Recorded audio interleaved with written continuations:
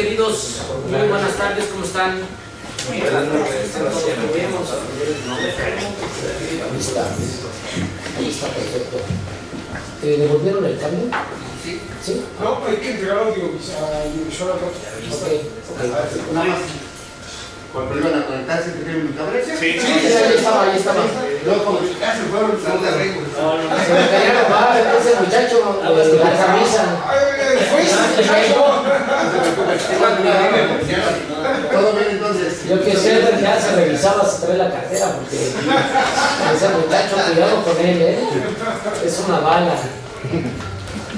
Bueno, pues Amigos, pues, muchas gracias por estar aquí, muy buenas tardes, amigos. Pues a esta segunda mesa ya de nuestras jornadas de filosofía de la religión. Pues muy contento de que se haya dado la oportunidad de venir pues a escucharnos, a platicar un ratito. Esta es la última mesa de este día. Nosotros vamos a estar mañana todavía, vamos a empezar a las 10 de la mañana, ahora va a ser en el aula magna. Y bueno, pues el día de hoy vamos a empezar a trabajar esta segunda mesa, pues con el propósito de seguir reflexionando estas cosas sobre la religión y el arte. Y bueno, pues voy a darme a la tarea de presentarles al maestro Julio Cárdenas, el famoso padre Cárdenas, bendito. Y bueno, pues él es licenciado y maestro por la facultad, ahorita está estudiando el doctorado en el segundo semestre del doctorado en filosofía, un gran amigo y pues le valoramos muchísimo que esté aquí, así que les voy a pedir un aplauso para Julio y para mí.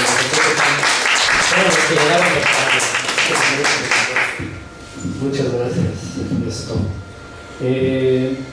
Pues si podemos poner algunos dibujitos que traje para acompañar la ponencia. Bueno, voy a hablar sobre la convergencia entre arte y cristianismo desde el punto de vista de Gilles Deleuze, que es este filósofo francés que algunos han querido catalogar como postestructuralista, bueno, un filósofo contemporáneo que tiene un punto de vista pues muy peculiar. Vamos a abordar esta convergencia que tiene en algunos pasajes de sus obras sobre el arte y el cristianismo. No es un tema sobre el que se pronuncie mucho, porque fundamentalmente es un filósofo crítico con los esencialismos religiosos, con una clara inherencia nietzscheana, entonces pues muy crítico con el pensamiento cristiano, pero a la vez es un gran conocedor del arte y principalmente discute obras modernas, pero también introduce algunos conceptos y perspectivas que pueden ser interesantes para pensar al arte en su relación con la religión. Y bueno, voy a enfatizar algunos de estos conceptos y comentar los pasajes, las imágenes, pues más que ilustrar el texto, me interesa que se observe a través de ellas cómo se vinculan con este modo de ver que propone Deleuze. Y bueno, hablar de cristianismo es hablar de la organización de la cultura occidental. Las ideas sobre Cristo han trazado muchas líneas que de un modo u otro han buscado fijar la vida en tanto modo de habitar la tierra, un modo de ser pueblo, el pueblo cristiano, para un mundo donde eso, ser cristiano tiene un sentido, en virtud de una búsqueda ya sea de salvación o de una relación entre la inmanencia humana y la anhelada trascendencia divina. Y en medio de todo ello, la idea de alma circulando entre dos polos, como una potencia abierta, múltiple en cuanto a sus posibilidades, pero se efectúa en una vida que no la agota, sino que siempre tiene un pie en otro territorio abierto, más allá de las posibilidades de un mundo inherente o concreto donde esa vida se desarrolla. Y si las instituciones religiosas cristianas se han caracterizado por erigir y preferir unas ciertas estratificaciones que buscan centralizar y jerarquizar una visión del mundo, pensemos que el cristianismo como modo de habitar Occidente también ha tenido la potencia de mostrarnos cómo exceder y renovar dichos modos, mucho antes de la así llamada secularización, incluso antes de la Reforma, con sus herejías, sus discrepancias, sus sedes excesivos o sus cultos divergentes. Al respecto, cito a Deleuze en algunas lecciones recogidas en su texto Derrames entre el capitalismo y la esquizofrenia, que son algunas lecciones que impartió. Dice Deleuze: La historia del cristianismo ha sido atravesada por la invención de una multiplicidad, de una variedad de organizaciones de poder, hasta llegar a formar por primera vez la idea de un poder internacional. Si podemos pasar y lo que se llama la ideología cristiana o la historia de la ideología cristiana no es más que la sucesión de enunciados correspondientes a la organización del poder eclesiástico. Pero fuera de esa organización del poder eclesiástico, que también fue efecto en su momento de un pensamiento creador, hay un cristianismo vivo que no necesariamente se sujeta a las determinaciones producidas por el trazo de pensamiento dominante. Y lo que se busca pensar aquí es precisamente en ese cristianismo, a través de los vínculos que tiene con el territorio del arte y específicamente con la pintura. Pasamos a la lámina siguiente. Cito a Deleuze en su texto sobre Francis Bacon, la lógica de la sensación. Si se intenta definir esta pintura occidental, se puede tomar un primer punto de referencia con el cristianismo, pues el cristianismo ha hecho sufrir a la forma, o más bien a la figura, una deformación fundamental. En la medida en que Dios encarnaba, se crucificaba, descendía, remontaba el cielo, la forma o la figura ya no estaban exactamente relacionados con la esencia, sino con su principio contrario, con el acontecimiento, y asimismo con el cambio, con el accidente. El cristianismo ha introducido una concepción dinámica de la relación entre forma y figura dentro del arte occidental que se aleja o abiertamente rompe con la idea de representación. Las figuras dejan de representar una esencia fija y estable, dejan de ser una imagen referenciada, que solo sería una muestra pálida, ontológicamente disminuida de un mundo trascendente. La concepción deleuziana sobre el arte introduce la creación artística en una visión amplia, cuyas implicaciones atañen a otros modos de expresión del pensamiento, en particular con una aspiración al infinito que desborda toda categorización, en consecuencia con la ruptura con el modelo representacional, según el cual las artes tendrían una función imitativa o diferencial de interioridades subjetivas o exterioridades objetivas, con respecto a los cuales se establece relaciones de diferencia relativa. Uno de los temas que atraviesan prácticamente toda la obra deleuziana es la pregunta por la diferencia. ¿Cómo pensarla desde ella misma? El reto es pensar a la diferencia liberada de lo que Deleuze entiende por representación, que son las relaciones de identidad, semejanza, analogía u oposición. Deleuze desarrolla una idea del arte centrada en que este no representa ni imita la realidad, sino que es una actividad esencialmente creadora. Es un modo de expresión del pensamiento que produce composición. Y cito a Deleuze: composición, esa es la única definición del arte. La composición es estética y lo que no está compuesto no es una obra de arte. Nos dice esto en ¿Qué es la filosofía? Para el autor, el pensamiento es creación, producción de algo diferente, expresión de una idea. Y esto último, expresar una idea, significa mucho, pues una idea no se tiene todos los días. Una idea es algo que celebrar, nos enseña el filósofo francés, pues implica la aparición de una nueva conexión, un trazo determinable que aparece ahí donde solo había caos. Es la aparición de una malla que se tiende a un caos ideal donde no hay consistencia ni referencia ni composición, un caos virtual donde todas las ideas aparecen y desaparecen en una variabilidad infinita. Una idea es capaz de producir un universo nuevo, cuyas cualidades dependerán del modo en que ésta sea expresada, sea filosofía, arte o ciencia. Sin adentrarnos en las características de cada uno de estos modos de expresión del pensamiento, digamos que tienen en común que establecen una relación con ese caos ideal de pura variabilidad, que es condición de posibilidad y caldo de cultivo para todo pensamiento. Quizás sirva lo siguiente para comprender la relación que existe entre el caos virtual y el surgimiento de una idea. Dice el autor: sería un error creer que el pintor trabaja sobre una superficie blanca y virgen. La superficie está por entero cubierta virtualmente por todo tipo de clichés con los que tendrá que romper.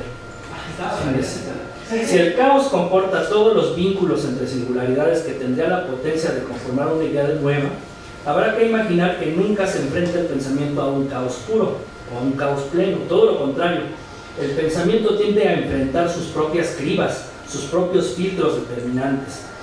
Pasamos a la siguiente. Consideremos esta idea sumamente interesante, que es la de cliché. Dice Deleuze: quería expresar algo, pero antes de hacerlo tenía que luchar contra el cliché, cabeza de hidra al que nunca podía cortarle la última cabeza. La lucha contra el cliché es lo más notable en sus pinturas. Esta cita, que retoma a Deleuze de D.H. Lawrence, quien a su vez está hablando de la pintura de Cézanne, puede ser un punto de acceso para algunos aspectos importantes. El artista, o lo que produce una obra de arte como creación, es en primera instancia un acto de borrado. Se trata de borrar los clichés, borrar los surcos que ya están sobre el lienzo en blanco para lograr lo más parecido a un campo liso, el pensamiento en el que el caos tenga la potencia de trazar algo nuevo, un momento en el que la mano pueda liberarse y hacer su propio recorrido. Por supuesto, este momento puede ser terrible, incluso catastrófico, puede ser muy angustioso. En lugar de seguir senderos ya trazados en los territorios, es agarrar el machete y abrirse paso en esa peligrosa jungla que es la creación. Y el momento que sigue tampoco garantiza nada, pues es muy probable que la obra fracase y no termine por sostenerse como una composición. La imagen del pensador, sea artista, científico o filósofo, que Deleuze propone en su relación con el caos es la que sigue. Cito: es como si se echara una red, pero el pescador siempre corre el riesgo de verse arrastrado y encontrarse en mar abierto cuando pensaba llegar a puerto.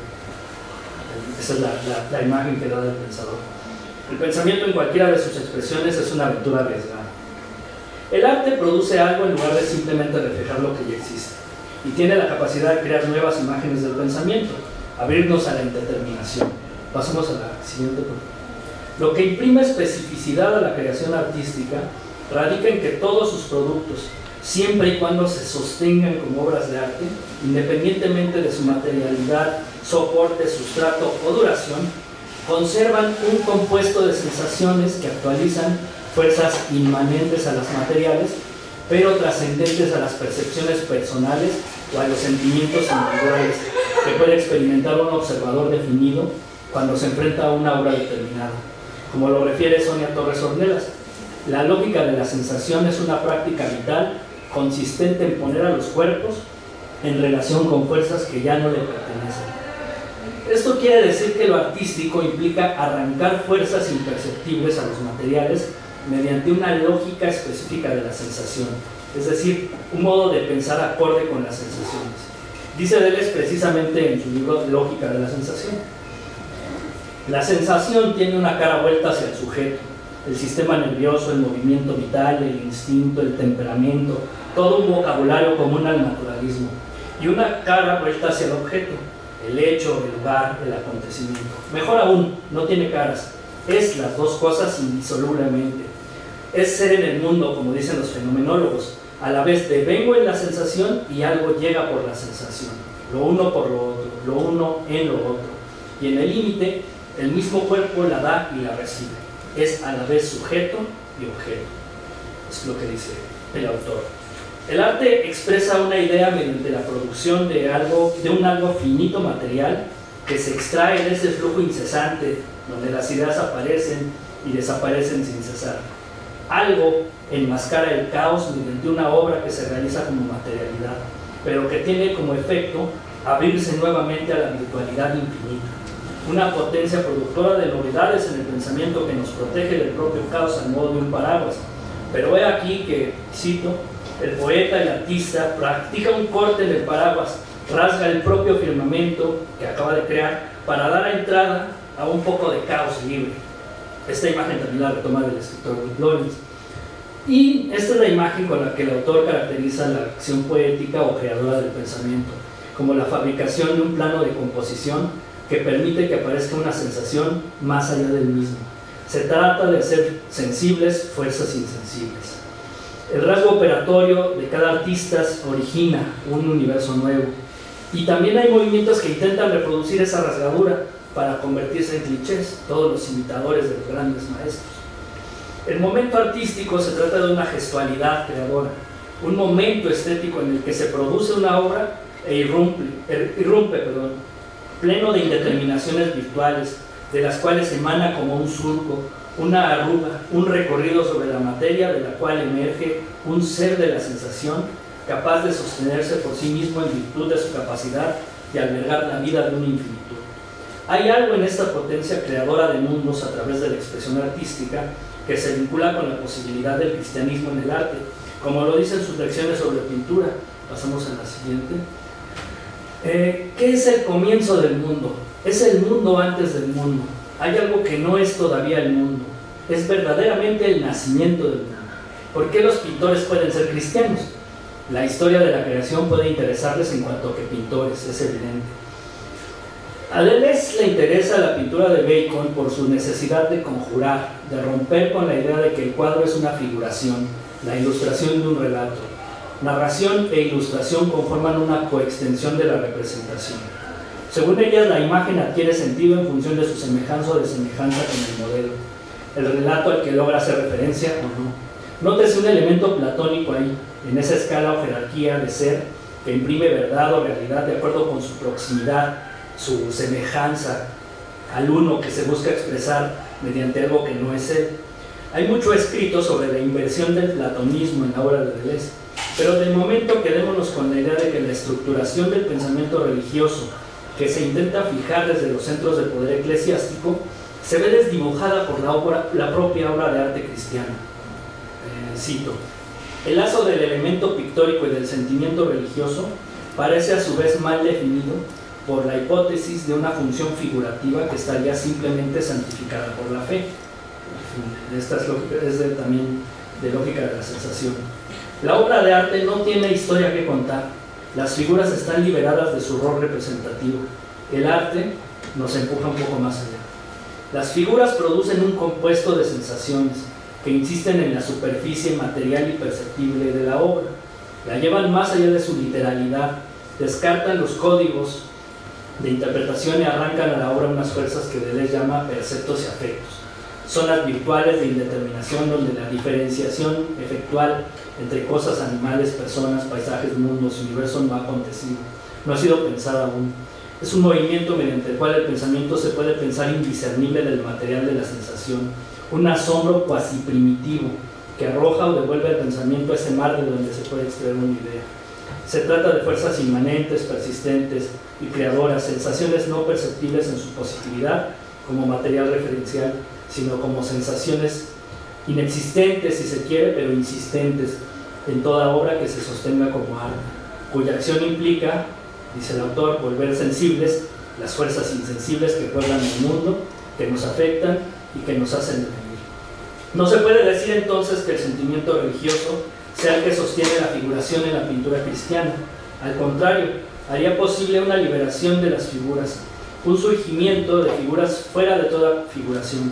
Y si la obra de arte es composición, ¿qué tipo de compuestos de sensaciones produce el cristianismo artístico? Pongamos un ejemplo extremo, dice Deleuze, que es la que sigue, que es la pintura El entierro del conde de Orgaz, del Greco. Y cito, yo creo que con igual de tiempo. Tú dale, amigo. Sí. Unos minutos más. Okay. Cito esta lectura como la manera de ver que tiene Deleuze para ver este tipo de obras, que no, de acuerdo con él, pues no representan, no están cumpliendo una función imitativa. Dice el autor: una horizontal divide el cuadro en dos partes, inferior y superior, terrestre y celeste, y en la parte baja parecería haber una figuración o narración que representa el entierro del conde, aunque ahí están presentes ya todos los coeficientes de deformación de los cuerpos, principalmente el alargamiento. El alargamiento como un rasgo expresivo, no representativo. Y en lo alto, donde el conde es recibido por Cristo, hay una liberación loca, un total franqueamiento. Las figuras se levantan y se alargan, se afinan sin medida, fuera de toda limitación. A pesar de las apariencias, no hay historia que contar. Las figuras están liberadas de su rol representativo. Entran directamente en relación con un orden de sensaciones celestes. Y esto es lo importante. La pintura cristiana ha encontrado ya esto en el sentimiento religioso, un ateísmo propiamente pictórico, del que se podía tomar al pie de la letra la idea de que Dios no debía ser representado. Y en efecto, con Dios, pero también con Cristo, con la Virgen, con el infierno, las líneas, los colores y los movimientos se desprenden, se separan de las exigencias de la representación. Las figuras se levantan o se pliegan, o se contorsionan liberadas de la figuración. no tienen nada que representar o narrar, puesto que se contentan con remitir en ese dominio al código existente de la Iglesia. Entonces, por su cuenta, no tienen, fuera de ese código determinado por la institución, no tienen asuntos más que con las sensaciones celestes, infernales o terrestres. Se hará pasar todo bajo el código, se pintará el sentimiento religioso de todos los colores del mundo. No es necesario decir, si Dios no está, todo está permitido. Justamente se trata del contrario, pues con Dios todo está permitido. En las lecciones que dieron origen a los textos de Capitalismo y Esquizofrenia, Deleuze comenta sobre el asunto de la codificación.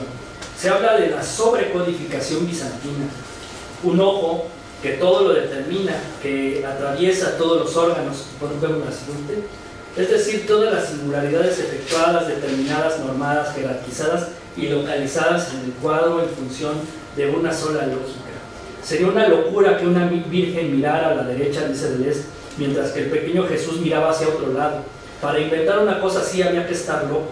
Esto no se puede hacer en un régimen donde los órganos están colectivamente investidos, codificados por la colectividad y sobrecodificados. Pasamos a la que sigue. Por otra parte, los siglos XIV y XV se caracterizan por el derrumbe de dicha sobrecodificación y el surgimiento de una gran operación de descodificación en la pintura, con la aparición de unos trazos de órganos desorganizados en el orden inmanente al mundo de la composición pictórica, ya no determinados por una mirada unívoca al interior del círculo que vertebra el escenario donde a las figuras del cuadro les pasa algo, sino con flujos liberados de figuras coexistentes que potencian fuerzas coexistentes. Las figuras divinas, dice Deleuze, están animadas por un libre trabajo creador.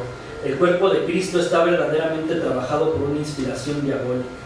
Otra manera de afirmar que al interior de la pintura cristiana, más que de una reproducción de los códigos canónicos institucionales, acontece una liberación de fuerzas que ya no están bajo el control intencional de una fe, sino que se conectan con la operación desterritorializante que finalmente termina por liberar a las figuras del orden de la representación. Pasamos a la otra. Esto lo dice Deleuze. Generalmente la creación del mundo a la bizantina se hacía en orden jerárquico. Había una especie de cono, gran pirámide del orden despótico y abajo el resto, los códigos territoriales. La creación del mundo que me interesa es una alargada. El buen Dios está en el aire en una posición de corredor y da la señal de partida. Delante de él tiene a los patos y a los pollos que van a toda marcha, y en el mar los peces también corren. Dios empuja todo eso. Es el fin de los códigos. En suma, para concluir, hay un error que consiste en pensar que el arte debe estar condicionado a ciertas posibilidades religiosas que determinan lo que puede o no decir, así como los modos en que lo puede hacer, como si hubiera un código que predetermina las figuras, y sobre todo un modelo ulterior invisible que se intenta manifestar mediante una alusión, incluso una alegoría que remite de manera lineal a una serie de coordenadas ideales. Por otra parte, que solo la pintura moderna sería ese juego ateo, desatado de las fijezas y tendiente a la ruptura con las formas establecidas, un ateísmo, muy entre comillas, que se refiere a la ausencia de códigos estratificadores, con respecto a los cuales los seres de la sensación se miran, se comparan, se parecen o incluso se oponen, como cuando aparecen las figuras sagradas nefastas. En cambio, lo que Deleuze propone es que dichos movimientos de desterritorialización se presentan en el propio seno del arte cristiano, lo que nos invita a releer la pintura occidental desde la liberación de las figuras de este rol representativo y extraer las implicaciones que esto puede conllevar desde una filosofía de los simulacros y las diferencias. Hay muchos otros conceptos que nos pueden ayudar a ver estas obras con miradas renovadoras, pero de momento dejémoslo. Gracias. También ustedes, el lenguaje veneciano, el arte cristiano. Muy bien, amigo. Muchas gracias por la participación. Carita, ¿quieres que te ayude en la presentación? ¿Cómo se llama? En la carpeta de conferencias, y puse dos formatos ¿Por qué de las malditas dudas? Ay. Muy bien. Verán atrapada, amigo. Aquí para las grandes ligas. ¿Quieres seguir tu carta? Sí. Bueno, pues estoy muy contento de recibir aquí a Carlita, que pues, es una gran profesora. Carla Flores es pues, profesora aquí en la materia de textos judeocristianos, también en Universidad Hebraica y es una especialista maravillosa en Biblia, sobre todo en el Tefer. Es que yo lo pronuncio mal, voy a dejar que en el libro de los Salmos, mejor voy a dejar que lo diga bien. Que lo diga bien Carla, porque me corrige mi hebreo macarrónico. Y bueno, pues me da muchísimo gusto recibirte, Carlita, te agradezco mucho que hayas aceptado la invitación, pues hablar de tu pasión que son los salmos, y pues les pido un aplauso para Carla Flores.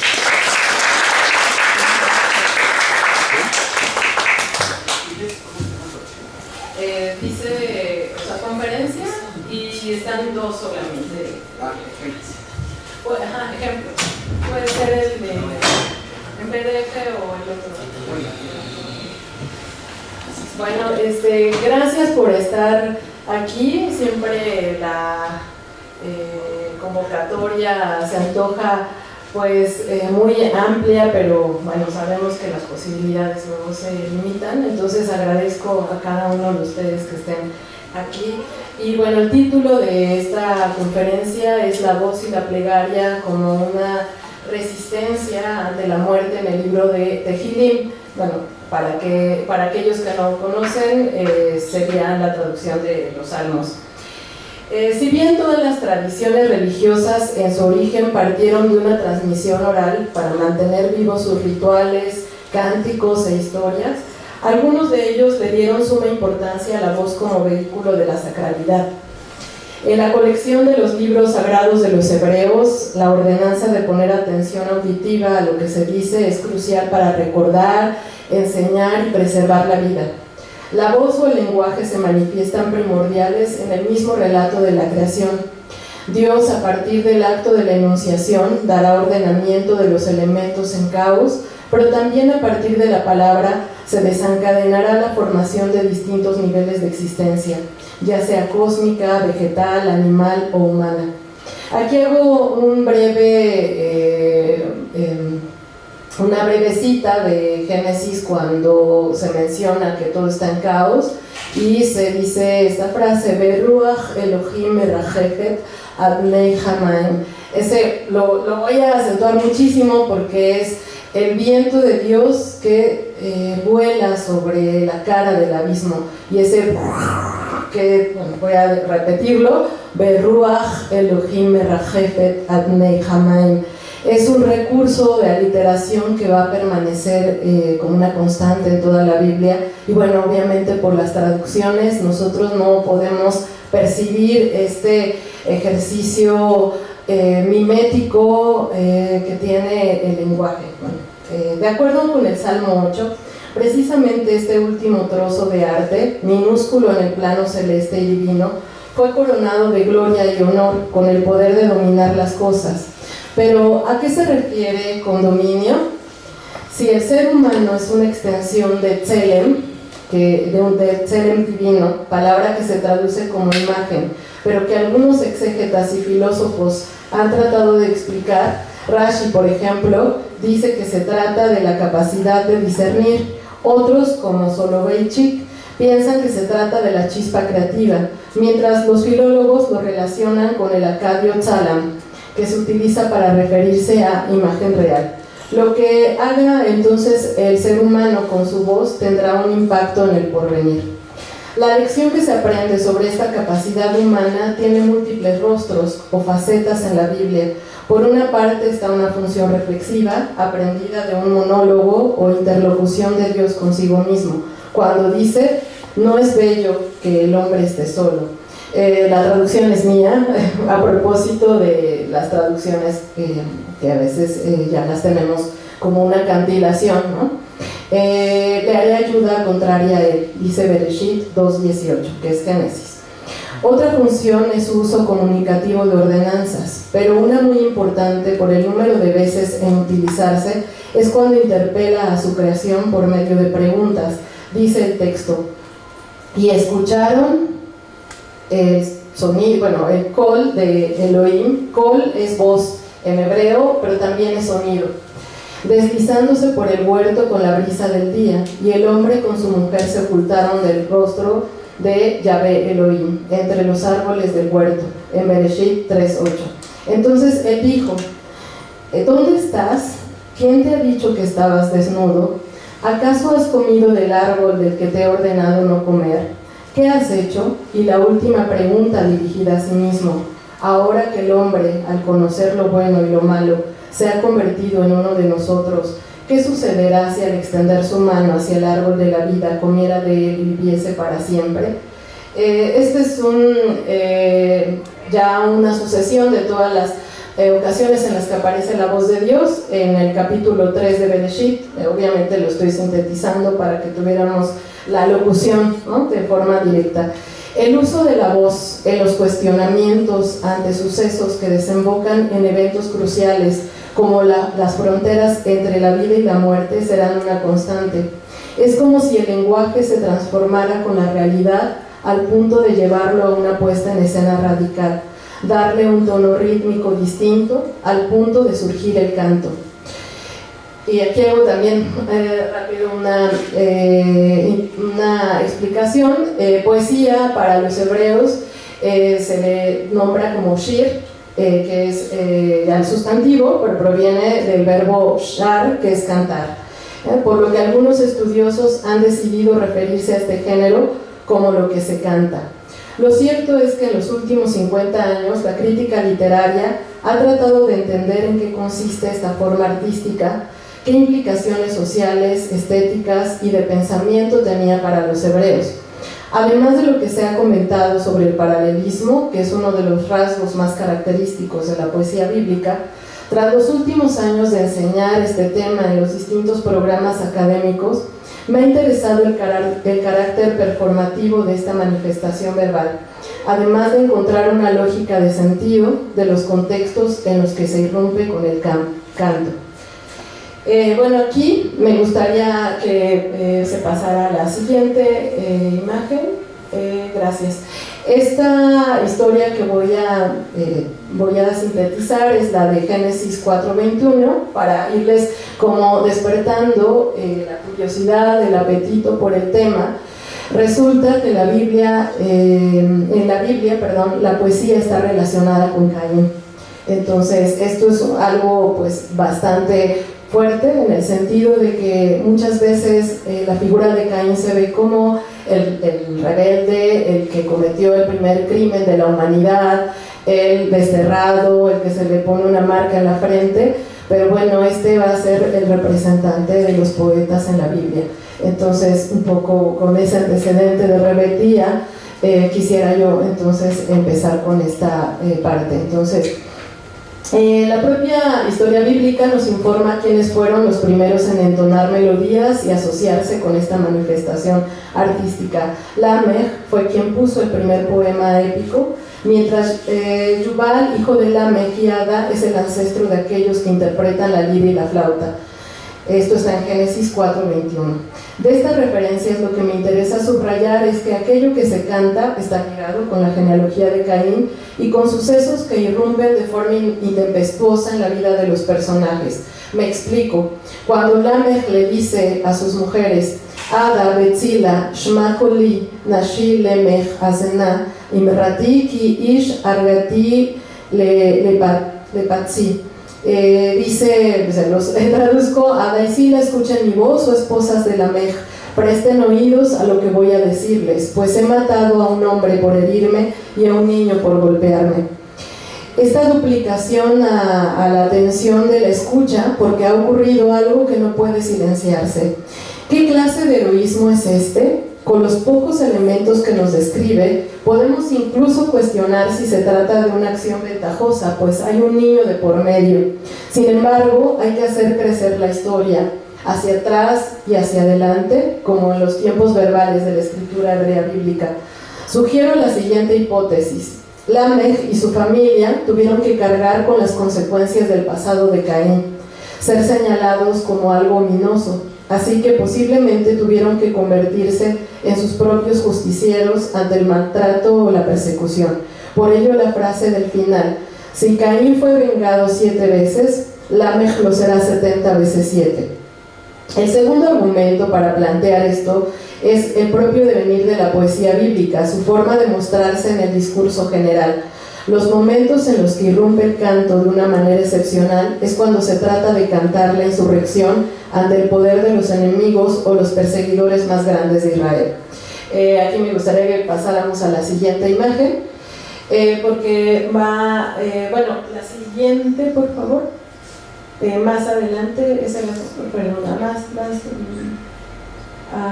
otra, ahí mismo.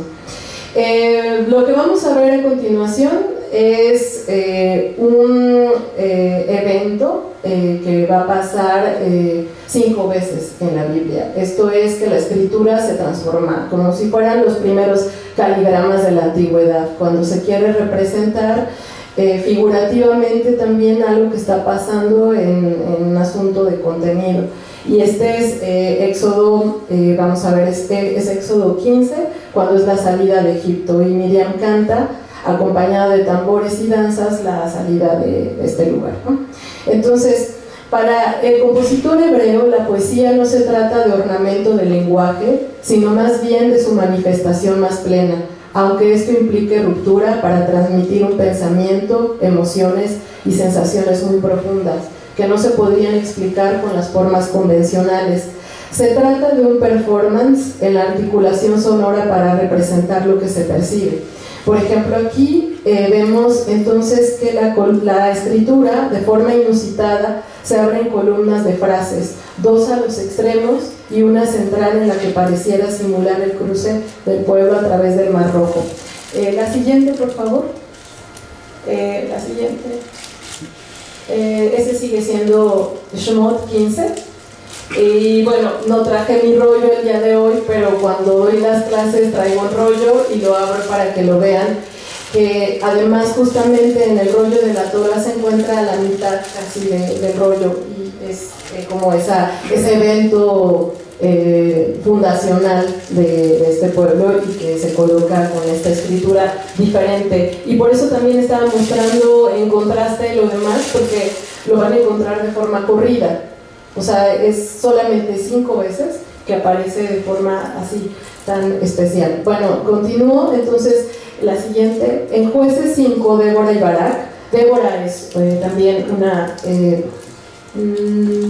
no, antes, perdona, es en ese. Entonces yo creo que ahí tuve...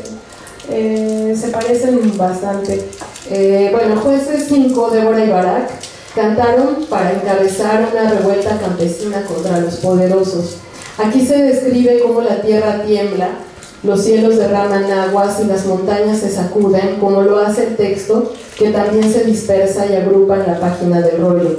Otro ejemplo lo encontramos en la siguiente imagen, que es Dvarim 32, en su traducción es Deuteronomio 32, cuando Moisés le da voz a una melodía de despedida para enseñar al pueblo sus últimas lecciones. Esta vez, la parte central de la página refleja un vacío. ¿Sí? Sí lo pueden observar. La separación entre la vida y la muerte. Y de hecho él dice, aquí tiene la elección entre la vida y la muerte. Entre el desierto y la tierra que fluye leche y miel, a la que no podrá entrar el profeta. La siguiente. En el segundo libro de Samuel, 22, es David quien irrumpe con una canción desbordada a Dios. Y puedes darle también a la siguiente para que la vean. Ahí, gracias. Que lo ha salvado de sus enemigos. Describe una tempestad, temblor y oscuridad cuando se enfrenta a los gigantes filisteos y los venció. La escritura está distribuida en ondas asimétricas, como si se tratara de la emulación de los relámpagos o los torrentes de agua en los que se siente atrapada la voz poética. Cito: porque me cercaron las olas de la muerte, me acometieron torrentes de maldad, las ligaduras del Sheol me rodearon, me amenazaron trampas de la muerte. Tronó el Eterno desde el cielo y el Altísimo hizo resonar su voz. Lanzó sus dardos y dispersó a mis enemigos, y también relámpagos y los desconcertó. Aparecieron los canales del mar, quedando al descubierto los basamentos del mundo por la reprensión del Eterno, con el aliento de sus narices. El Dios que es mi fortaleza despeja mi camino, pone mis pies como los de una gacela y me coloca sobre mis alturas. Insisto en el efecto visual de la página del rollo en estos espacios en blanco para descubrir cómo el soplo del aliento dispersa las letras, deja al descubierto el basamento del pergamino para dejar fluir o detenerse en la extensión vacía, para incluso respirar después de esta larga persecución y amenazas. La mención de este último pasaje, por cierto, el último que no lo tengo ilustrado, pero me parece muy particular, aparece en los 10 mandamientos, lo que ustedes conocen como 10 mandamientos o en la tradición hebrea le llaman las 10 palabras. En el momento que habla sobre no asesinarás, se parte el texto también. O sea, todo lo demás está de corrido, pero cuando dice no matarás, está separado del texto. O sea, he encontrado cada vez más la secuencia de representación, voz de Dios, muerte y vida, ¿no? Algo sucede, se quiebra el lenguaje cuando estamos ante esa frontera, ¿no? En la mención entonces de este último pasaje nos conecta con el tema principal de la conferencia, que es analizar el uso de la voz en el libro de Tehilim. Antes de proseguir, quisiera mencionar un versículo que refleja el papel de la voz como un acto sagrado, en el que se manifiesta una sinestesia interesante. Dice, Bekol Ha'am Roim et Akolot, y que quiere decir, y todo el pueblo vieron las voces. Esto lo vieron, este acto es cuando están al pie de la montaña en la que se van a recibir las tablas de la ley.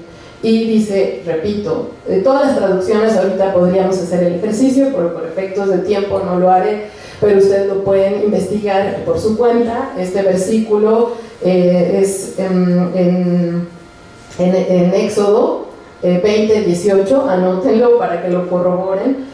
Todas las traducciones dice, y el pueblo vio truenos y relámpagos, o el pueblo vio fuego y relámpagos, el pueblo vio truenos y fuego. O sea, se alterna, pero no dice realmente, porque sí hay palabra para trueno en hebreo, pero aquí dice voces.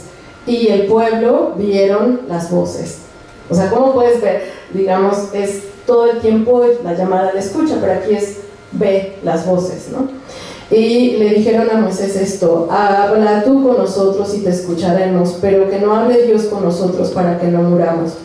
¿Qué sucede entonces cuando el ser humano, el poeta, solicita, cuestiona, suplica o exige con una voz desgarradora ante su Dios? ¿Se revierte la sentencia de muerte? ¿Se calma la angustia de la existencia? Y lo digo porque 3 de los libros poéticos en la Biblia es Salmos, Proverbios y Job. Y Job es el libro más poético de la Biblia, es el que está lleno de preguntas. Es el libro en donde hay un torbellino de preguntas. Bueno, regresando, el libro de Tehilim es una colección de 5 centurias de himnos laudatorios, de súplica, poemas penitenciales y didácticos. Hermann Gunkel fue uno de los primeros en hacer una clasificación de los salmos que está estrechamente ligada con la hímnica mesopotámica, himnos a Yahvé comparables a los dirigidos a los dioses, himnos de Sion como los relativos a templos o ciudades sagradas, himnos del rey Mesías correspondientes a los de exaltación de reyes e himnos sapienciales.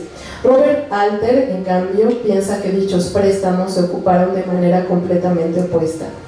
Eduardo Zurro, que es un investigador de Roma, del Instituto Bíblico de Roma, hizo un estudio sobre los procedimientos iterativos en la poesía heblaíta, ugarítica y la hebrea.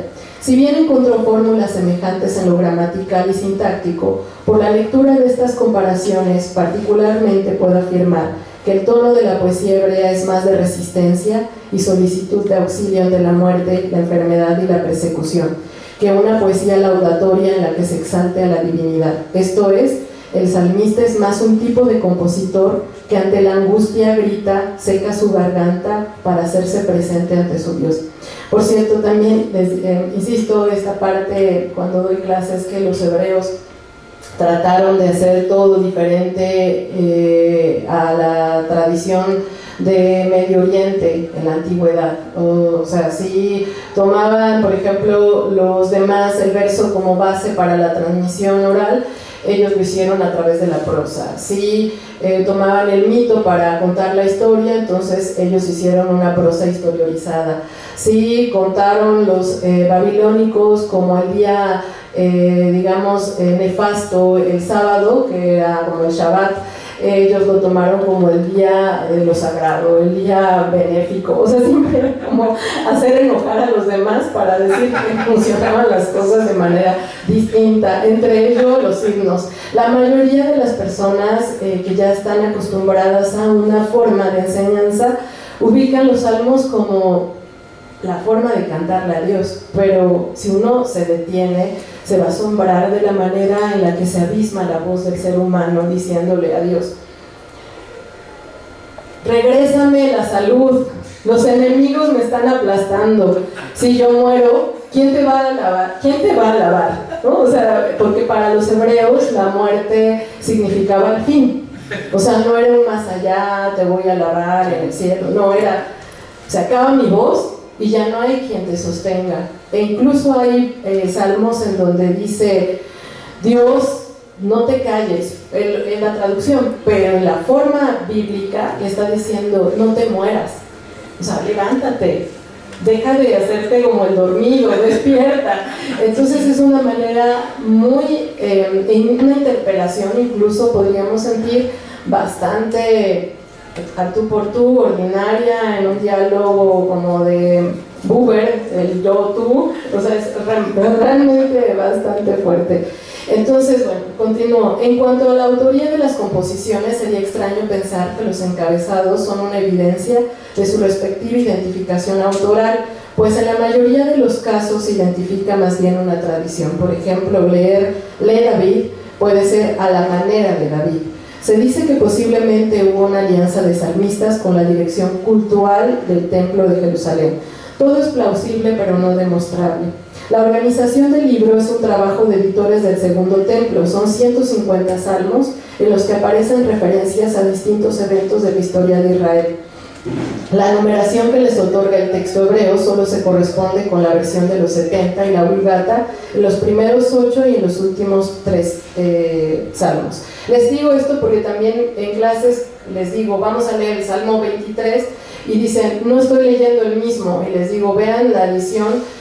Todas las ediciones en español van a tener este problema, en inglés y en varias tradiciones aparecen diferentes digamos formas de organizar el salmo, quitándole por ejemplo elementos didascálicos importantes. Bueno, entonces el libro se divide en 5 partes, como están los libros de la Torá. Hay una construcción gradual o unitaria entre estas secciones y su apreciación. Aún no se ha dilucidado por completo, pero es muy posible que si hacemos una lectura atenta aparezcan hilos conductores que nos lleven a un efecto determinado al concluir de escuchar todas las manifestaciones sonoras. Julio Trebollet dice que el Salterio se abre con un dicho sapiencial sobre la felicidad. Dice: feliz es el hombre que no anduvo en consejo de los impíos, sino en la ley del Señor está su deleite, y en su ley medita noche y día, y que puede servir de prólogo al libro. Sin embargo, considero que resumirlo de esa manera sería limitar las posibilidades de su interpretación. Hay que escuchar lo que nos dicen los cánticos, como dice Meshonik, la sordera de los exégetas, todos ecuménicamente unidos en una misma y distinta no escucha del ritmo, y cuantos más sapientísimos son, más sordísimos al ritmo. Regreso a las conceptualizaciones que se han hecho sobre la poesía en la Biblia. Se ha dicho que el paralelismo es su marca por excelencia, otros que se nota una diferencia con respecto a los relatos porque recibe un tratamiento diferente de la sintaxis. En todo caso, como el mismo filósofo francés nos dijo, nos arroja con una frase de Aragón que dice: pisoteo la sintaxis porque debe pisotearse, son uvas. ¿Os dais cuenta? Sé que esa imagen puede sonarnos ordinaria, atrevida o violenta con lo que normalmente pensamos de la poesía, una estilización o modelización fina del lenguaje, su adiestramiento, pero en el fondo es más bien el ritmo, los ta'amim, los sabores, que nos dan un todo en un acercamiento a la naturaleza y a su contemplación intensa. ¿Qué es el hombre para que lo visites y tengas de él memoria? Dice el Salmo 8. Yo contestaría, es la suma de la vida la que se asoma en una canción. Bueno, desde hace unos años he pensado que los salmistas son precisamente una representación de las voces que gritan, suplican o exigen continuar con la vida. Es decir, ante los límites de la muerte es cuando más valoran o contemplan las sutilezas de lo que significa mantenerse astutos en un mundo de peligros continuos. Dios se presenta como voces, como cuando dice en Shemot, el pueblo vio las voces. ¿De cuántas maneras puede mostrarse? Múltiples formas de vocalizar, de sazonar, de representar lo que significa tener aliento vital. Y bueno, para adelantarme un poco más, voy a leer un salmo para ejemplificar lo que sucede con esta forma de la vocalidad, y es el Salmo 42. Creo que lo puedes poner más adelante. Es ese. Bueno, la menatzeach maskil livnei korach, que hayal ta'aroch alafikel maim, que nafshi ta'aroch eleja Elohim. Voy a tratar de traducirlo para que dice: como el ciervo o el cervatillo brama o busca las aguas, así mi alma clama o pide agua a Dios. Y exagero la forma que lo dice el poeta, porque es ahogarse, literalmente se obstruye el sonido de la garganta. Que hayal ta'aroch alafikel maim, que nafshi ta'aroch eleja Elohim. Tzamea nafshi le'Elohim le'chai, matai yabo ve'areh bnei Elohim. Haytal li rimatei lechem yomam, balayla ve'emor elai kol hayom, aye Eloheja. Él dice que cuando terminará pues como este llanto, esta exclamación, porque su alimento de día y de noche eran sus lágrimas. Dice: Ele esquerá be'eshpeja alai, nafshi ke'ebor basaje gadem, adveit Elohim be'kol rina be'toda hamon hogeg. Ma tishtochochi nafshi batechemi, halai ochili le'Elohim ki od odenu, yeshuot panav. Elohai alai nafshi tishtotach, al ken eshporchak meretz yarden, behermonim mehar mitzar. Aquí les voy a decir, ocurre, él está pidiendo por agua y conforme va avanzando el texto, se aplasta con el agua. O sea, es como, estás pidiendo agua, bueno, luego viene el torrente de agua que tampoco le permite hablar, ¿no? Entonces es una ironía en el texto bastante fuerte. Y entonces está este verso muy bello que me gusta, dice: Tehom el tehom korele kol tishtoreja, kol mishbareja, bejaleja, alaya baru. Dice, un abismo llama a otro abismo, a la voz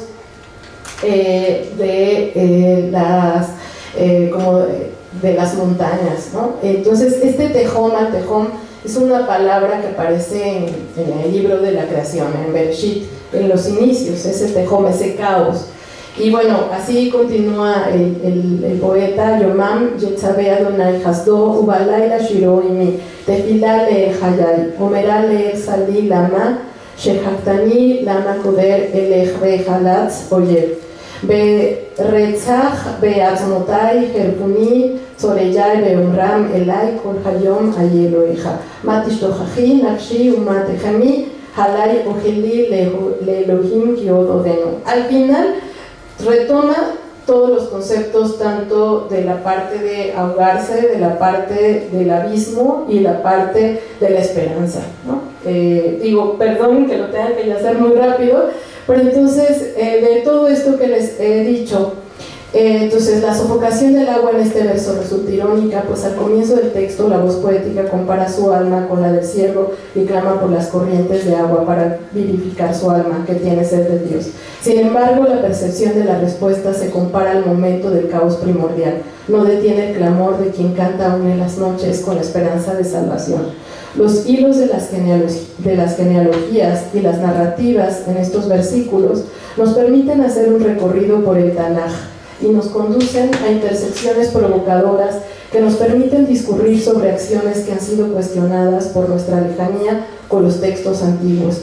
La idea es acercarnos con nuevos oídos para oír el lamento del prisionero, para liberar a los que están condenados a muerte. Gracias.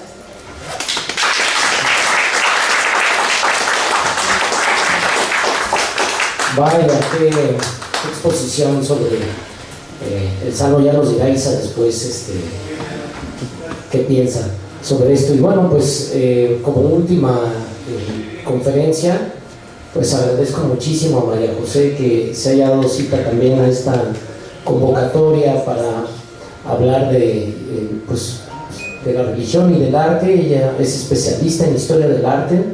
Y bueno, pues me da muchísimo gusto recibirla y les pido por favor un aplauso muy afectuoso para María José.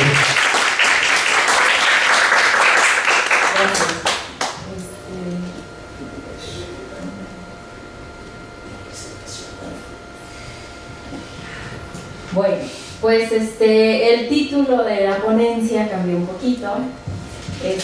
Nada más va a quedar así: manifestaciones de lo sagrado en el cine, ¿no? Ha sido muy poco explorado en el análisis cinematográfico la contribución de los estudios sobre el fenómeno religioso a la hora de observar la filmografía de un determinado contexto histórico. Sin embargo, a partir de esta bibliografía de investigación doctoral me topé con la hipótesis de que es un recurso común en filmes de los últimos años la evocación de lo sagrado, en específico aquellos que abordan situaciones de crisis, y que además este recurso es usual sobre todo en el desenlace de las obras, tanto en ficciones como en géneros de no ficción, para lidiar con una problemática insoluble. Mi intención con esta ponencia es seguir abonando esta hipótesis a partir del análisis de un filme que me parece especialmente paradigmático y reciente, y en el que además los temas de la religión y el arte se entrelazan y se convierten en claves fundamentales para su lectura. Se trata de Crímenes del Futuro del 2022, dirigida por David Cronenberg. Parto de la idea de que la experiencia de lo sagrado sigue siendo necesaria e inevitable para la sensibilidad contemporánea, solo que es importante indagar en la manera en la que cada contexto la hace reconocible y qué problemas puede sortear. Lejos de pensar que esta experiencia pertenece al pasado, a un estadio previo a la razón moderna, me interesa hacer notar la manera en la que lo sagrado se formaliza en el caso del cine contemporáneo. El concepto de lo sagrado lo entiendo desde Eliade, aquello que se opone a lo profano, que consiste en una fundamentación de sentido que solamente puede ser experimentado como revelación o manifestación por la cual se funda ontológicamente el mundo. Como anticipé, pues ante contextos de violencia, corrupción, injusticia, marginación, crisis, o en este caso de un mundo postapocalíptico, ¿qué proponer como desenlace de estas historias que no termine por ser un pesimismo sobrecogedor o un optimismo ingenuo? Aquí es donde encontré la evocación de lo sagrado, una alusión a un sentido presentido, es decir, que no se presenta de manera fulgurante, sino que de una manera mucho más sutil deja entrever que existe un camino posible. Esto se establece a partir de una toma, un emplazamiento de cámara, y a partir de los significados con los que se ha codificado ciertos elementos de la puesta en escena a lo largo del filme. Entonces, con manifestaciones de lo sagrado en el cine, no me refiero a las representaciones de estas en la historia del cine, como podrían ser cintas que recrean pasajes bíblicos, sino a los lugares insospechados en los que, aún no habiendo referencias explícitas a temáticas religiosas, lo sagrado se hace presente mediante el lenguaje cinematográfico, es decir, la toma, el montaje, sonido, narrativa, cuyo análisis permite hacerlo visible. Bueno, entonces, una pequeña sinopsis de Crímenes del Futuro, si no, no se va a entender nada. Van a haber spoilers, lo siento, si no puedo hablar. Ajá. Crímenes del Futuro, para quienes no lo han visto. Es una obra de ciencia ficción que también ha sido caracterizada como horror corporal, situada en un futuro distópico, en el que las personas han disminuido su umbral de dolor y en el que, como se repite a lo largo de la película, la cirugía es el nuevo sexo. En ella se intercalan dos historias. Una es la del cuerpo de un niño asesinado por su propia madre, quien deja de considerarlo humano al descubrir que hubo desarrollado la capacidad para alimentarse de plástico. El cuerpo es resguardado por su padre, líder de un movimiento prohibido que busca liberar a la humanidad mediante nueva tecnología que permite al ser humano alimentarse de sus propios desechos, es decir, de plástico. El objetivo del padre es mostrar las entrañas de su hijo para visibilizar esta mutación humana como una especie de señal de que este cambio debe prevalecer. Sus esfuerzos son combatidos por una organización gubernamental, así como por una gran empresa de tecnología, cuyos intereses están enfocados en ocultar este cambio. La otra historia es la del personaje principal, un artista influyente llamado Saul Tenser, quien junto con su compañera Caprice realiza un performance, que consiste en una vivisección en la que se le extirpa algún órgano que periódicamente produce su cuerpo y que ella tatúa aún en su interior. Hacia el final del filme, el punto como más importante es que Caprice y Tenser acceden a realizar como performance la autopsia del cuerpo del niño, y al abrirlo se dan cuenta de que ha sido profanado, pues una admiradora de Tenser lo tatuó de forma similar a Caprice. Con este acto queda frustrada la posibilidad de hacer visible el cambio anatómico del interior del niño. El padre es asesinado y al poco tiempo a Tenser le resulta imposible dormir y comer, algo que ya le era difícil desde el principio de la historia. El desenlace del filme, lo siento, consiste en que este personaje accede a probar una barra de plástico, alimento que pretendía distribuir el padre del niño. Al probarlo, momento que filma Caprice, Tenser experimenta una especie de éxtasis. La interpretación que presento de esta obra está centrada en la figura del cuerpo de Cristo, ya que es posible entender las referencias implícitas a este en el caso del cuerpo del niño y de Tenser. En consecuencia, el concepto que se piensa en el filme es el carácter simbólico de los cuerpos, y por ello se enlazan arte y religión. Entonces, las claves de lo religioso en el filme. En esta película se presentan algunos referentes implícitos relacionados con el cristianismo: la Sagrada Familia, la Eucaristía y la crucifixión. Por la historia, observamos una analogía entre la Madre del Niño y la Virgen María, al haber un elemento no natural en la maternidad de ambas mujeres, en un caso relacionada con la muerte, matar a su hijo, y en el otro relacionada con la vida, el hecho de no ser una concepción carnal. Es interesante a su vez la manera en la que se refiere a su hijo como criatura, desvinculándose de su rol en su creación, atribuyéndolo a fuerzas ajenas.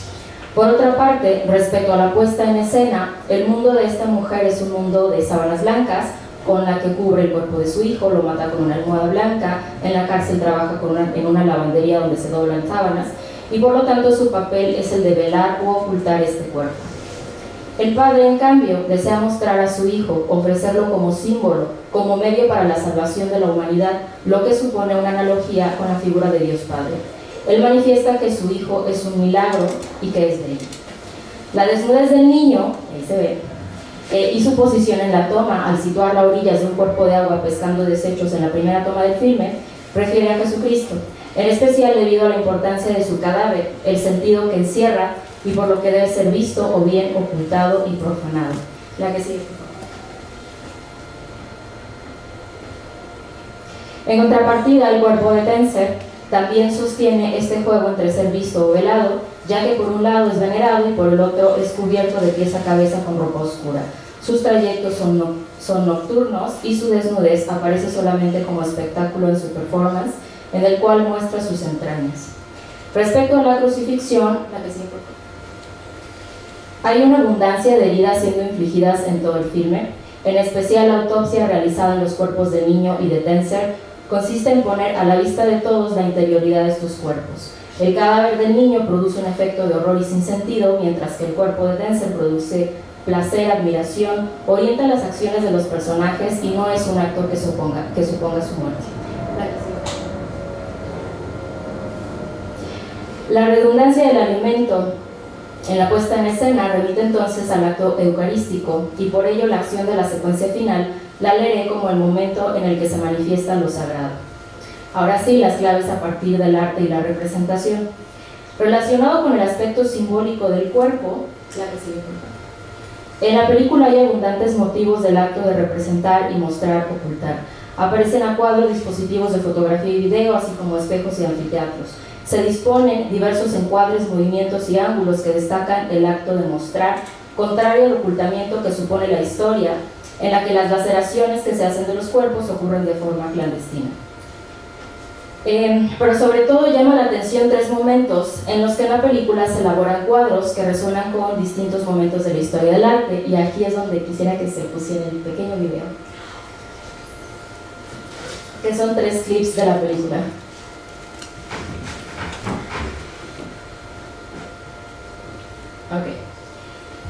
Un momento en el que se evoca un arte cuya figura central es el gesto humano, como sucede en el paso del arte medieval al de inicios de la modernidad, que es este de aquí.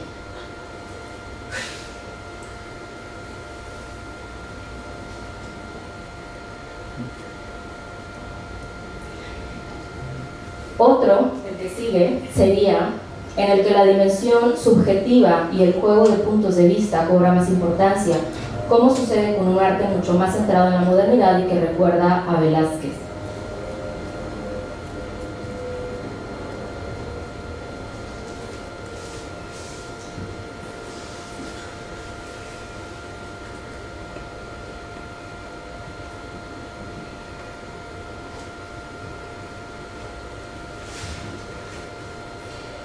Y el que sigue, otro momento que hace pensar en los inicios del cine, en la secuencia final hace pensar en Juana de Arco de Dreyer, que pues es de hace menos de un siglo, con ese primer plano.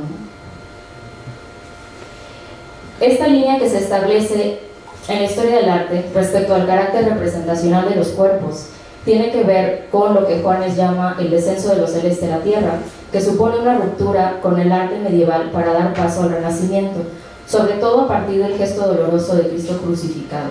Y cito: la figura de Cristo va a legitimar la representación de las imágenes, puesto que puede haber materia física que contenga esta dimensión metafísico-trascendental de lo sagrado. Fin de cita. Ahora bien, ¿qué sucede con esta dimensión de las imágenes, con el advenimiento de la explosión mediática que caracteriza el siglo XX y la revolución digital del siglo XXI? Aquí se debe pensar en la gran ausencia del filme de Cronenberg, dispositivos símiles a lo que hoy consideramos tecnología avanzada. Bueno, no sé si han visto otras películas de Cronenberg, pero tienden a hacer este tipo de tecnología que no necesariamente es similar a tecnología digital, ¿no? Esta película es del 2022 y no se ve nada parecido a teléfono celular ni nada. Aunque en esta ciencia ficción se han desarrollado dispositivos como camas o sillas para mantener la vida humana, no se observa esta tecnología digital. El único plástico reconocible es el del bote de basura que mastica el niño antes de ser asesinado por su madre y las barras de plástico que hace su padre. Y bueno, finalmente la parte ya como de crisis y sentido.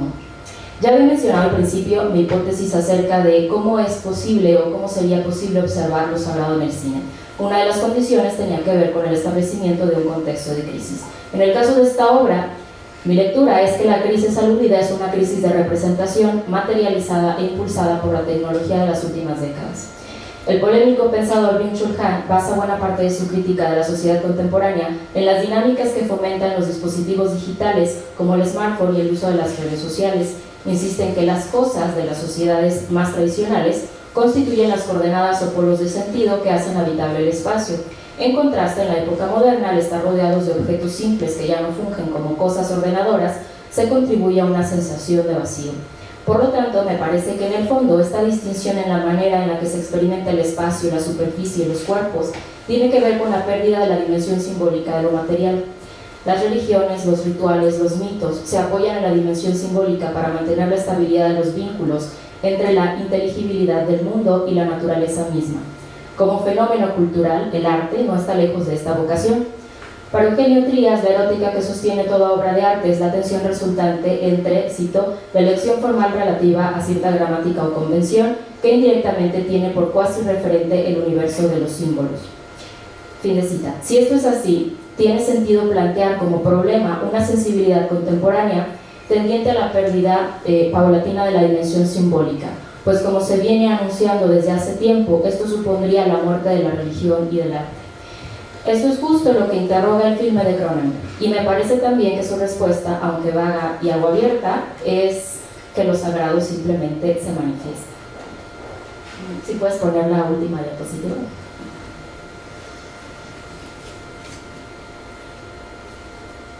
Ahí será lo de Cristo.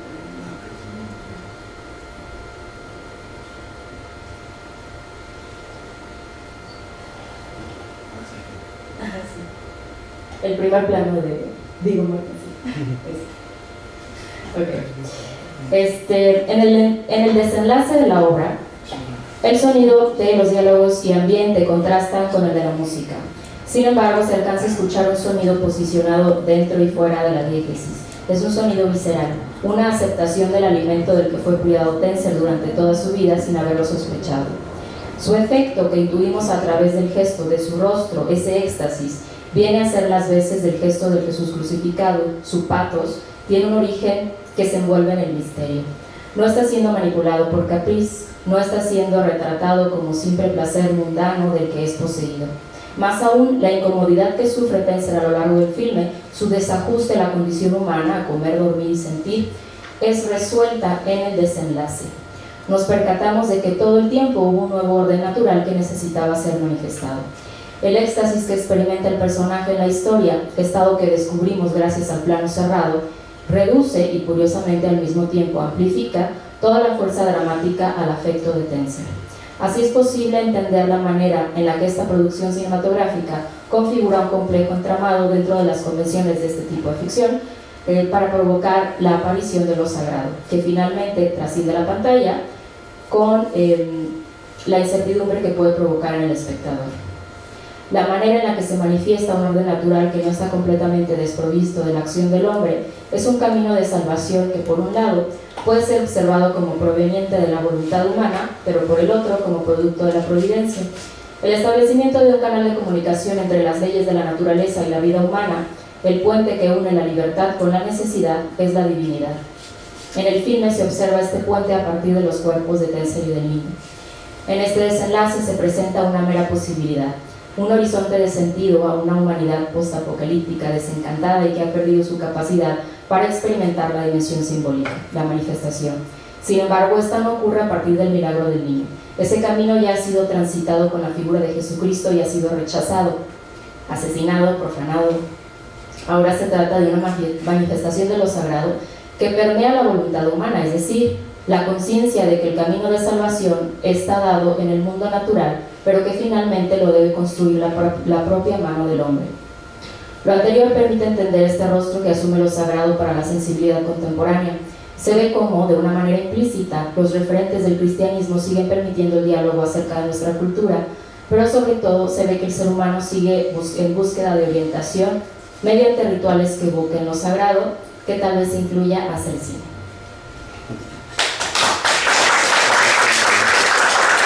Muy bien, pues qué maravilla. Hay pintura, poesía y cine. Pues lo que quieran comentar, amigos, estamos ya abiertos a la ronda de preguntas y respuestas. No se amontonen, uno por uno. ¿Quién dijo yo primero? Alguien que quiera comentar o decir algo, por favor, con toda confianza. Si quieren preguntar algo, decir algo, están en el mejor momento para decir, para comentar algo. No hay censura. No, para nada. Claro que no. Porque a veces sí, a mí me han censurado aquí. Bueno, pero yo no soy censor. Alzando la mano me han dicho, adiós, gracias. Adelante. Adelante. No, yo recuerdo que era muy chavo cuando vi una película, no sé si fue creo que no fue la primera, se llamaba Videodrome, de Cronenberg.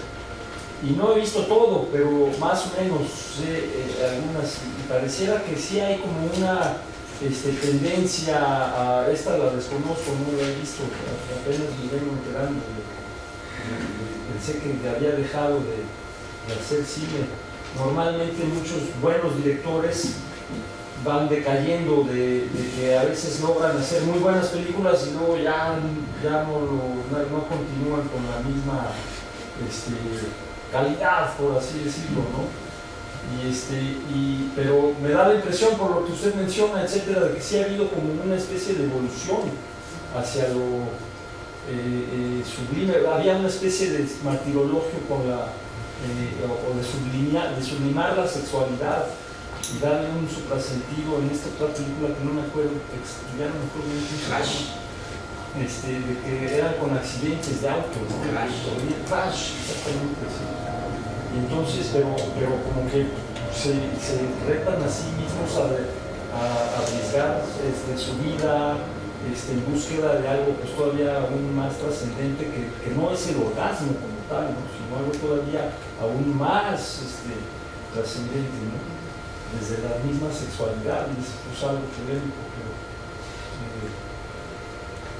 no sé si de entrevistas, porque algunas veces pareciera que este director es muy reservado y uno creería que tal vez tiene Asperger, no lo sé, a diferencia de otros directores que son más, no sé, que les gusta dar entrevistas y son más protagonistas, ¿no?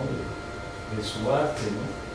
Entonces no sé si sepan algo de por qué el director que personalizadamente qué es lo que él mismo diría igual de su obra completa, ¿no? En fin. En general mi postura es no sé, se acerca más a considerar la obra de arte como una obra abierta. Entonces no es por sangronería, pero evito leer lo que dicen los propios autores de su obra, porque creo que su obra habla por sí misma. Por eso en un principio consideré hacer la ponencia sobre cómo explicar un poco más como la teoría y la metodología de análisis que es hermenéutica, de cómo me aproximo a los filmes, porque es sí entender el contexto de la obra y claro que ayuda a saber algo del director, pero no me parece como lo fundamental, ¿no? Muchas veces los autores, los artistas son un poco ciegos a su propia obra, creo yo, y más bien lo plasman de manera material, de manera sensible, pero finalmente si uno como analista se aproxima a esa obra, pues tú estás manejando otro lenguaje muy diferente, ¿no? Tú lo estás tratando de conceptualizar, ¿no? Entonces estás hablando como, pues estás interpretando siempre, y creo que una obra también, no sé, que se haya hecho décadas atrás, pues tal vez decía cosas o dialogaba cosas con su presente en el momento en el que se filmó, que no se alcanzaban a ver ahora que, no sé, la vuelves a ver 20 años, 30 años después, dice otras cosas completamente distintas, ¿no? Entonces, por eso creo que las obras sí deben de considerarse como, pues, más abiertas. Excelente. ¿Alguien más, amigos, que quisiera preguntar o comentar algo con toda confianza? Sí, adelante. Sí, no, estoy de acuerdo con eso, pero al mismo tiempo yo no podría, o sea, yo sí le daría bastante consideración al autor mismo, pese a los cambios que pueda tener y que él mismo, digo, muchos dicen, no, eso, no desdeñar, o sea, es como si dijera uno, no, mi niñez fue una etapa de inmadurez que no tiene ninguna relevancia, o en fin, ¿no? Entonces, pero yo sí creo que humanamente, que se fetichiza mucho la obra de arte también, ¿no? Incluso como tal, o sea, de lo que aporta, o en fin, se sacraliza, o fetichiza, o sacralizándola, etcétera, etcétera, que creo yo sí no debe desvincularse del autor, quien humanamente es quien la produce, la actúa, y que muchas veces el costo de muchas filmes u otras obras de arte, sean las que fueren, intervengan ya, por ejemplo, un atropello a la ética con el fin de lograr la obra de arte, recriminarla, ahí como si el fin justificara los medios. Me pareciera que le desmerita, por más que dice que esté bien lograda esa obra de arte, ¿no? Entonces yo no lo desvincularía, ¿no? Pero perdón, después claro. No, sí, otra cosa a tomar en cuenta, en el caso del cine también me gusta porque también es importante considerar que es una obra colectiva, o sea, en las últimas décadas se le da como más peso al director, ¿no? Como cine de autor o considerarlo, pero hay muchísimas decisiones, hay muchísima gente involucrada también en hacer una película, entonces también por eso, por este carácter colectivo, es muy interesante el cine. Pero que se presta que se haya abuso de poder, que se haga una dictadura en base a esa facturación, o sea, una serie de cosas que diría uno, igual no vale la pena, mejor no hacer ese tipo de cine, ¿no? digo, perdón que si continúe siga, ya hay incluso alguna inconformidad de muchos de la industria del cine, que sus fines son lucrar, por ejemplo, ¿no? Que están inconformes con respecto a abusar el abuso hacia los actores, por ejemplo, ¿no? Para extraer, explotándolos en su no solo sensibilidad, sino hasta físicamente, etcétera, etcétera, y en el que solo algunos directores se han pronunciado como, no, esto no está bien que lo hagamos, ¿no? O sea, ya ha habido denuncias por parte de actores, etcétera, ¿no? De que Tarantino ha incurrido en esos abusos, ha habido otros que no son de Hollywood, o sea, el mismo Fellini, por ejemplo, dice, no, es mala onda este cuate Fellini, ¿no? Y etcétera, etcétera, ¿no? Que algunos dirían mejor no hacer, mejor ya no hacer, ni sobrevaluar ni sobreexplotar la facturación de cine como un objeto más de consumo, ¿no? Sacralizado o no, entre comillas, ¿no? Así es. Muy bien. Excelente, excelente. Maravillosas aportaciones. Taja, ¿quieres decir algo? Sí, con respecto a lo que escuchamos sobre la música, la voz y la poesía, si pudiéramos hacer alguna clase de lectura de que algo de las cualidades del canto, de la música, pudieran tener alguna relación con la respiración, porque la respiración es como el espíritu, ¿no? Entonces, el cantar podríamos considerar que es alguna manera de proyectar el espíritu o algo así. Sí, de hecho, bueno, por la característica de la conferencia que tenía que estar delimitada a los 20 minutos, no podía yo también incluir esa parte musical que está implícita en el libro de los Salmos, ¿no? La mayor parte de los textos tiene una notación de con qué instrumento se tenía que cantar. Está descrito, ¿no? Está con este tin, no sé, tin, ¿no? Y hasta está la idea de saber cuáles eran. Estaban los tzetzelim, que son como campanitas que van entre los dedos, el shofar, los hatzarot, que son trompetas de metal. Está el tof, que es tof Miriam, es un instrumento principalmente tocado por las mujeres, interpretado, ya les he platicado también, incluso hasta yo digo que es la interpretación en donde se te va la vida, incluso, o sea, como músico, por decirlo en la parte bíblica, estos panderos se tienen que tocar con una precisión tremenda, porque si no se te fracturan los dedos. Entonces está eso, están el arpa de 10 cuerdas, o sea, hasta dice, esto se tocará con el arpa de 10 cuerdas, ¿no? Y el texto bíblico tiene una anotación en la parte superior del texto que se hizo de forma más tardía, en la época medieval, en el siglo IX. A ese texto se le llama texto masorético, y ese nos dice cómo se puede cantar. Y de hecho, como en la práctica, en la tradición, digamos, de la gente que continúa con esta cantilación de los salmos, incluso hay casi como si fueran formas de danzar. O sea, hay claves en el texto y entonces voltean la cabeza y bajan el brazo o hacen algún tipo de señal, que obviamente con el paso del tiempo también se va perdiendo, pero sí tenía esta forma de interpretación musical, o sea, a través de la voz, el canto, pero también la instrumentación, o sea, el acompañamiento instrumental, ¿no? Y como les digo, entonces nos falta muchísimo para saber. Bueno, yo les digo un poco a mis alumnos, es como si tuviéramos la oportunidad de tener acceso a una playlist antigua, ¿no? 250 poemas que probablemente estaban como al estilo de, comparando con la actualidad, ¿no? Rock, jazz, como todos estos estilos un tanto rebeldes también, posiblemente en esa época también tenían un carácter versátil para cantar más al estilo de angustia existencial, ¿no?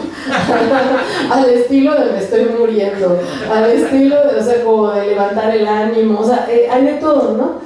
pero pues falta todavía mucha investigación en el ámbito de la musicología, etnomusicología. Vaya, ¿no? ¿Hay algún texto que recomiende para estudiar la música hebrea antigua o usted da cursos de eso? Pues sí, podría darte a lo mejor algunas referencias. Ahora mismo de la música en específico, sí tengo unas referencias. Si quieres, al final te acercas o te doy el correo y te paso pues datos. Porque más bien yo me he estado dedicando a la parte verbal, ¿no? Pero de alguna manera tienes que ver esa otra parte musical, ¿no? Entonces yo te puedo dar a lo mejor algunas pautas. Ha sido difícil porque piensen que esa investigación tiene, como les dije, desde hace como 50 años más o menos, que el texto bíblico también de alguna manera se cuestionó un poco más, ¿no? Entonces se utilizan otro tipo de disciplinas, ¿no? para analizarlo. O sea, antes era como una repetición. Por ejemplo, San Jerónimo decía, es que esto se parece a los poemas homéricos, y de ahí también la distorsión de analizarlo como un texto griego, y no hay ese estilo, ¿no? Entonces realmente apenas se está haciendo el trabajo de quitarle esos sedimentos que se le pusieron al texto que no tenía, ¿no? Sí. Maravilloso. ¿Alguien más, amigos, que quisiera preguntar? No dejen solo. Adelante, por favor. Sí. Para el maestro Jonathan. Al otro Jonathan. Primero. El primer Jonathan. Es que es Julio, pero está bien. Le vamos a decir yo. Son varios.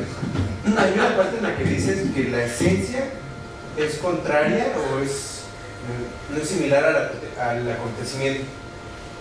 Eso sí, tengo muchísima duda. Y en lo otro, dices que las ideas se extraen del mar, de donde se puede, existe un mar donde se pueden extraer una gran cantidad de ideas. Eso es poesía, se escucha bastante bien la potencialidad para captar una idea y plasmarla. Es un mar de potencialidad. Y justo eso es lo bueno, es como volver sensible las formas insensibles. Sí, todo eso se me figura como la pelea que tenía William Blake con el otro pintor que tenía más o menos en el siglo XVII, que uno dibujaba al hombre con un compás, y creo que William Blake dibujaba a Dios haciendo un círculo perfecto con su dedo. Siempre hay una parte que es muy meticulosa, rigurosa, y hay otra parte que divulga. Entonces, sí, mi duda va encaminada a por qué dice que la esencia no es igual o es contraria al acontecimiento. Sí, sí, hay una parte del texto donde Deleuze que dice que el arte, la pintura, ya no le interesa representar, es decir, hacer una ilustración de una esencia fija, de una esencia divina, de una esencia que está pensada desde una jerarquía ontológica en la cual hay un uno que determina todos los entes, que determina toda la naturaleza, el lugar de los seres, su momento, su realidad. Esa esencia que está determinada en función de una jerarquía es la que, de acuerdo con el autor, a partir de lo que aparece en la superficie de las pinturas, eso se pierde, porque ya no se trata de tratar de captar esa jerarquía y reproducirla como si fueras una ilustración de eso, sino que la pintura por sí misma, la imagen por sí misma, tiene sus propias fuerzas, genera sus propias reglas. ¿Sí? Hay cosas que le pasan a esas figuras que están ahí. Yo digo, igual por ¿cómo se llama? El tiempo es muy limitado en estos eventos para que podemos participar. Hay lo dice Deleuze, hay un círculo, ¿no? A veces el círculo excede el lienzo y es un poco más grande que lo que puedes ver, o a veces está muy restringido. Eso es lo que el círculo es, ese lugar en donde pasan las cosas a la figura que está en el cuadro.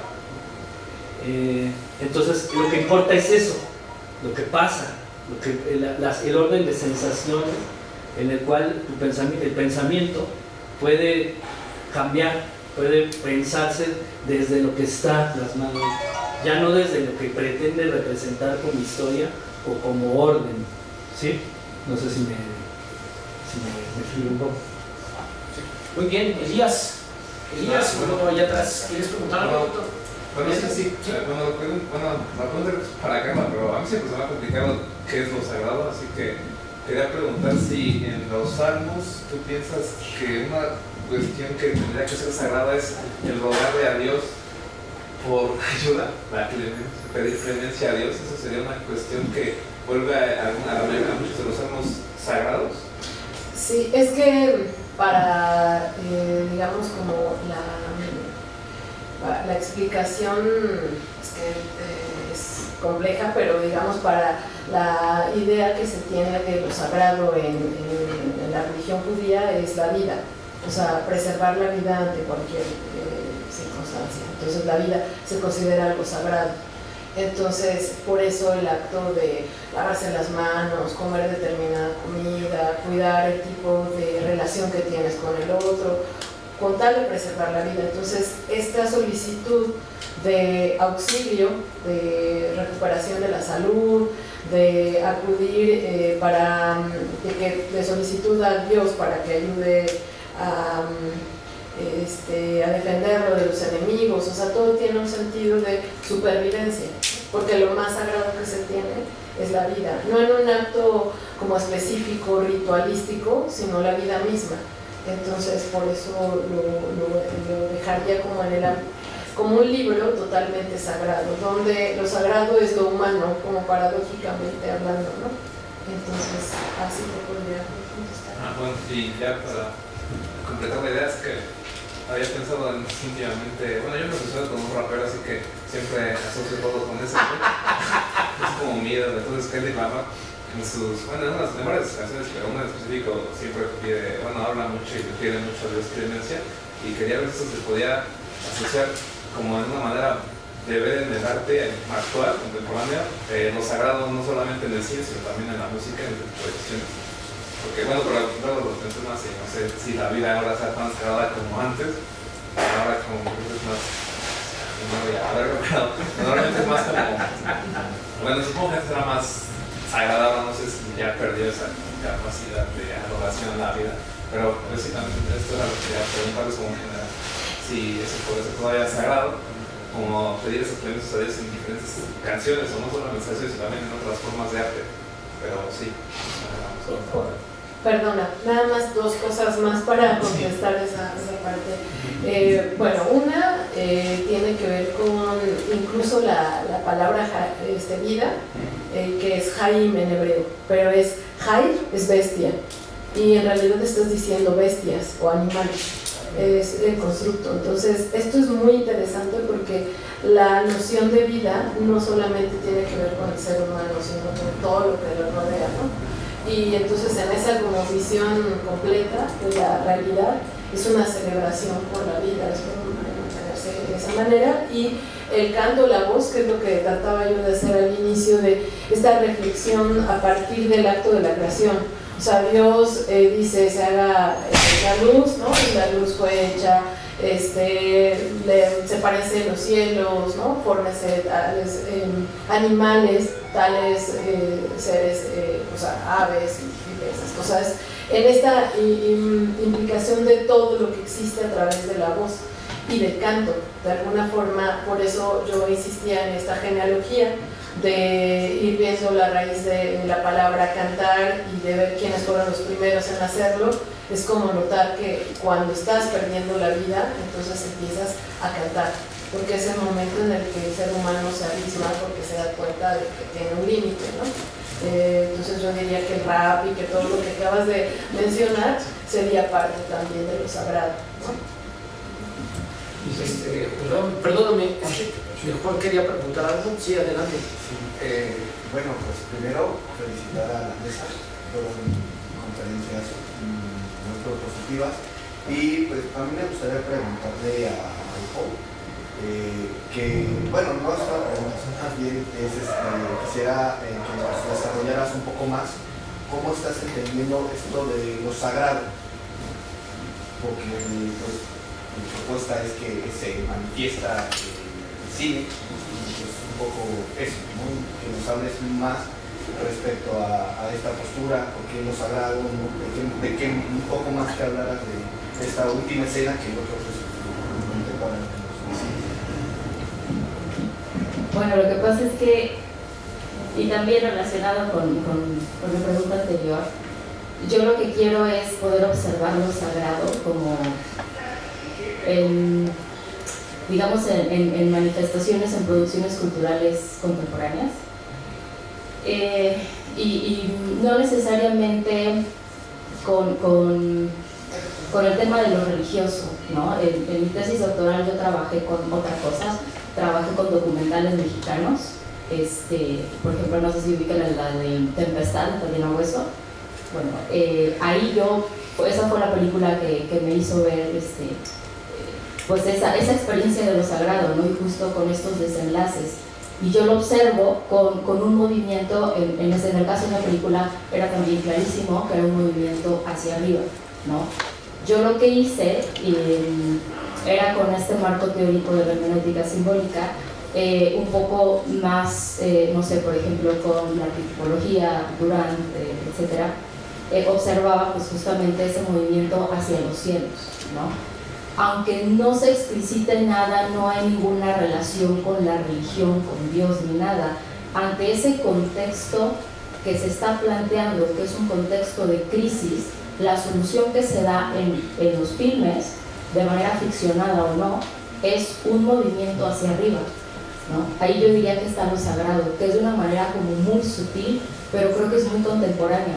Es simplemente, en este momento estamos viviendo una crisis, es un momento como de desesperanza, pero ¿cómo finalizar un filme así? O sea, no puedes, necesariamente tienes que aludir a algo más, a un orden o algo más. Muy bien, amigos, ¿alguien más antes de que despidamos? Sí, allá atrás. Ay, perdóname. Sí. Volviendo con Deleuze, este tema relacionado con este tema de la esencia y el suceso, ¿no? Como esta oposición, pensando un poco en Ortega y Gasset, como pensando en lo que decías de que era la pintura lo que en sí podía expresarse, por decirlo así, que se podía mantener por sí misma y que expresaba que se expresaba de una forma simbólica, ¿no? Ya no tanto en el suceso, el retrato histórico, por decirlo así.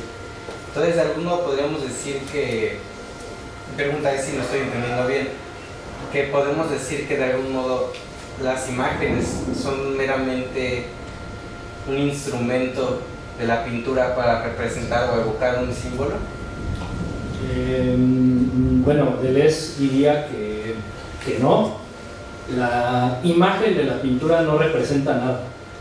La imagen de la pintura aparece ella misma.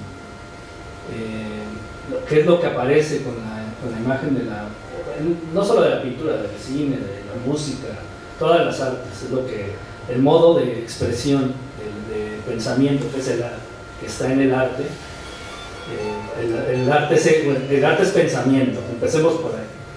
Para Deleuze el arte es un modo de pensar, y es un modo de pensar que se expresa de un modo muy específico, que es hacer compuestos de sensaciones, es decir, de cosas que aparecen, pero que no se quedan ahí, sino que hacen aparecer fuerzas que están más allá de lo, por decirlo de una forma caricaturesca, más allá de lo evidente, o sea, fuerzas que están más allá de lo sensible.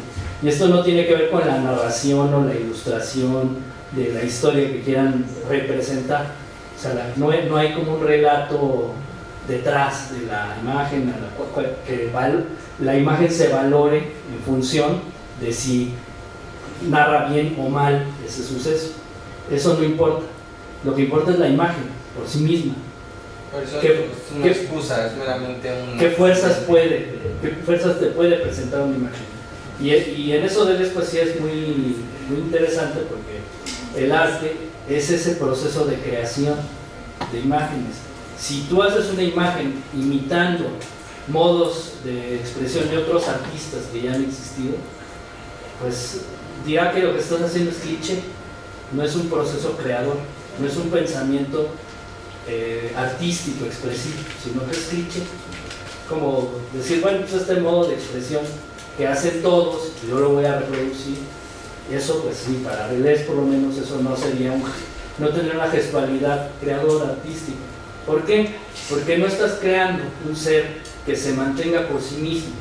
Eso es lo difícil del arte, cuando llega un artista nuevo y dice, bueno, este es mi lenguaje y estos son mis signos, y esos signos se sostienen. Bueno, pues eso no pasa siempre, no es muy seguido que ocurra, ¿no? Y cuando pasa eso, tenemos a 20, 30, 100 imitadores de ese estilo que quieren otra vez volver a repetir eso ya es lo que él diría que es un cliché. Pero ¿qué es lo que hace que se sostenga? Que la obra, sea el tipo de arte que sea, tenga una fuerza inmanente que se expresa ahí. Una fuerza que no es visible, no está en la superficie de la obra, en el sonido. Por ejemplo, estos sonidos que relatabas, bueno, la obra, esa poesía, te habla de una fuerza que está, que aparece, ¿no? Por esos sonidos, no está en los sonidos mismos, no está en la literalidad, en la fase positiva del acontecimiento, en su fase manifiesta, sino en la otra fase, esa fase que nos abre al infinito ¿de qué? De todo este mar de ideas que pueden dar origen al pensamiento, ¿no? Espero que Deleuze es un pensador bien difícil por su lenguaje. Tiene un lenguaje, un idioma, hay que aprender a hablar deleuziano. Es una parte un poco enfadosa de leer a Deleuze, pero bueno, tiene estas ideas que también pueden ser muy emocionantes. Amigos, pues se nos acabó el tiempo. Discúlpame, amigo, no es censura, pero el tiempo se nos agotó totalmente. A pesar de que pues, fueron bastante extendidas las conferencias, y pues les agradezco muchísimo a Carla, María José, a Julio, al otro Jonathan, su participación maravillosa, y les pido un aplauso muy afectuoso para los señores. Y les recuerdo, amigos, mañana vamos a estar aquí no va a ser aquí, va a ser en el aula magna. Empezamos a las 10 de la mañana con la conferencia de la doctora Senia Llévenes, y bueno, pues vamos a tener otra conferencia magistral en la tarde, y vamos a cerrar con un concierto allí en el aula magna, y bueno, un concierto conferencia. Entonces bueno, pues están invitadísimos, y gracias de verdad por su asistencia puntual a este espacio. Nos vemos mañana, que pasen una excelente noche, amigos queridos. Gracias.